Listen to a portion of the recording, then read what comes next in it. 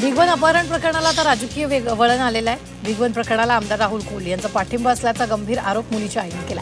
तर आमदार राहुल कुल यांनी मात्र अपहरणावरील सर्व आरोप फेटाळत वस्तुस्थिती पाहून आरोप करावा असं उत्तर आमदार राहुल कुल यांनी दिलं.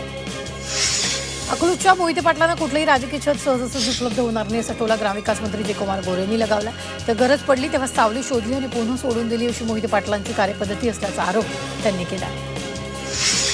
7 मार्चला यवतमाळमध्ये किसान संमेलन होणार आहे. या देशभरातील काँग्रेस नेते आणि शेतकरी यवतमाळमध्ये जाणार आहेत. राहुल गांधी आणि मल्लिकार्जुन खरगे यांच्या नेतृत्वात हे किसान संमेलन होईल. अमेरिकेसोबत व्यापार कराराला विरोध करण्यासाठी हे संमेलन केलं जाईल.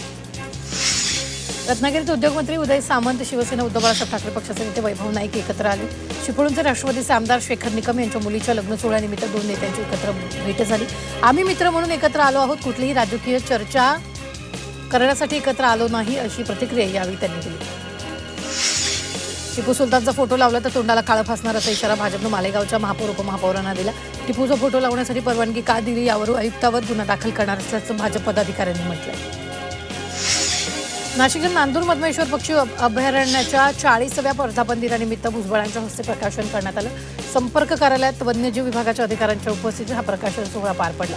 विविध रंगीबेरंगी पक्ष्यांची आकर्षक छायाचित्र समाविष्ट करण्यात आलेली आहे. केंद्रीय प्लास्टिक प्रशिक्षण संस्था सिपेट चंद्रपूर यांच्या वतीने 1 दिवसीय राष्ट्रीय चर्चासत्राचं आयोजन करण्यात आलं. विविध नाविन्यपूर्ण प्रशिक्षण कार्यक्रम राबवले जात आहेत. राज्यात बांगलादेशी घुसखोर आणि अनधिकृत फेरीवाल्यांविरोधात मोहीम सुरू करण्यात आली. मुंबईत सुरू केलेली ही मोहीम टप्प्याटप्प्याने संपूर्ण महाराष्ट्रात राबवली जाणार असल्याचं किरीट सोमय्या यांनी स्पष्ट केलं. पुढील 100 दिवसात कारवाई करून त्यांना हटवण्यात येईल असा इशारा सुद्धा त्यांनी दिला. अन्न आणि नागरी पुरवठा मंत्री छगन भुजबळ यांची तब्येत बिघडली. अचानक पोटात दुखू लागल्यानं त्यांना रुग्णालयात दाखल करण्यात आलं. त्यांचा सीसी स्कॅन केल्यानंतर त्यांना उपचारासाठी मुंबईला पाठवण्यात आलं. कणसवाडी ग्रामपंचायतीच्या उपसरपंचपदी डॉक्टर मोहन हरगुडे यांची बिनविरोध निवड झाली. ग्रामपंचायत बॉडी आणि ग्रामस्थांच्या उपस्थितीत हरगुडे यांनी पदभार स्वीकारला. यावेळी ग्रामस्थांनी मोठी गर्दी केली. नंदुरबारमध्ये कॉपीमुक्त अभियानाचा भज्जा उडाला. 10वीच्या परीक्षेत मोठ्या प्रमाणात कॉपी केल्याचं उघडकीस आलंय. पोलीस बंदोबस्त नसल्यानं कॉपी बहादरांची चांगली झाली आहे. राज्यात 10वीच्या परीक्षा सुरू झाल्या आहेत. अहिल्यानगर इथं परीक्षा केंद्रावर विद्यार्थ्यांची तपासणी करून वर्गामध्ये प्रवेश दिला गेला. 10वी आणि 12वी बोर्ड परीक्षेसाठी परीक्षा केंद्रावरील प्रत्येक वर्ग खोलीमध्ये सीसीटीव्ही बसवण्यात आला. पुण्यातील भोर तालुक्यात जिल्हा परिषद शाळेत विद्यार्थ्यांनी आठवडे बाजार भरवला. भेळ, पाणीपुरी, ताक यासह विविध भाज्या विक्रीला ठेवण्यात आल्या.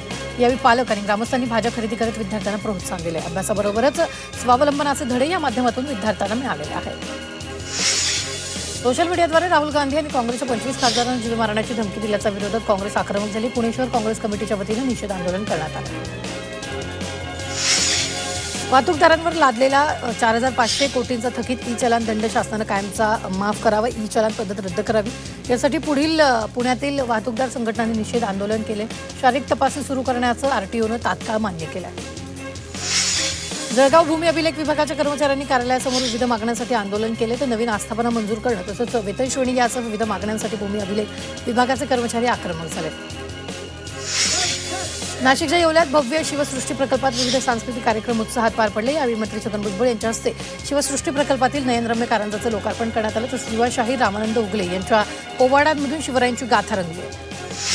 कोल्हापुरातील किल्ले विशाळगडावर मोठ्या उत्साहात शिवजयंती साजरी करण्यात आली. यावेळी हिंदू आणि मुस्लिम बंधू मोठ्या उत्साहात सहभागी झाले होते. किल्ल्यावर सुरुवातीला शिवज्योत मिरवणूक काढण्यात आली. त्यानंतर मान्यवरांच्या हस्ते शिवप्रतिमा पूजन करून शिवजयंती साजरी करण्यात आली.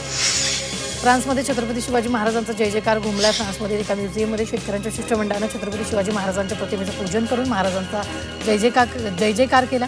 या शिष्टमंडळामध्ये नाशिकच्या येवला तालुक्यातील अंदरसूल येथील प्रगतिशील शेतकरी आहेत. बुलढाण्यातील पिंपळगावात शिवजयंतीच्या मिरवणुकीत नाचण्याच्या कारणावरून 2 गटात वाद झाला. यावेळी पोलिसांनी हस्तक्षेप करत परिस्थिती नियंत्रणात आणली.